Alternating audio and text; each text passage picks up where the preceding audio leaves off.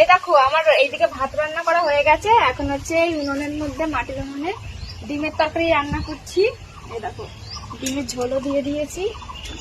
এই যে আমাদের আবার ডিম বলতো কি, আমরা আবার তেলে ভেজে নিই না, এমনি সেদ্ধ করে এই যে ঝোলে দিয়ে দিই। কারণ আমাদের বাড়িতে না ওই তেলে ভেজে নিলে না সেটা কেউ খায় না, কেননা তেলে ভাজলে ডিমের গাটা কেমন খোসা খোসা ছাবলা ছাবলা লাগে খেতে, এর জন্য কেউ খায় না। তাই সেদ্ধ করে একেবারে ডিমের তরকারিটা করি।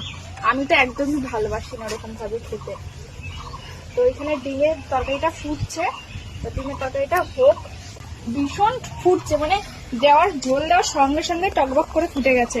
এখন হচ্ছে আমি মাছ কাটবো। এই দেখো এখানে মাছ নিয়েছি, সকালবেলায় মাছটা রাখলাম না, বাটা মাছ এই তিনটে, এই বাটা মাছ তিনটে এখন হচ্ছে ভাজা করে খাবো সকালবেলায়। তো এই মাছ তিনটে এখন আমি কাটবো। দেখো মাছটা কেটে এই ডিমটা হয়ে গেলে মাছটা ভাজা করব, দিয়ে সকালে খাবো, ভাত খাবো মাছ ভাজা দিয়ে। আমার পেছনে দেখো তরকারিটা হচ্ছে কত সুন্দর।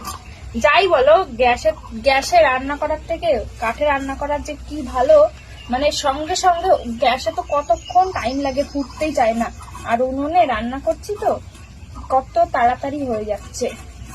ভাত বসিয়েছি আর মানে 2-3 মিনিটের মধ্যে জল ফুটে গেছে। এখন মাছ কাটবো।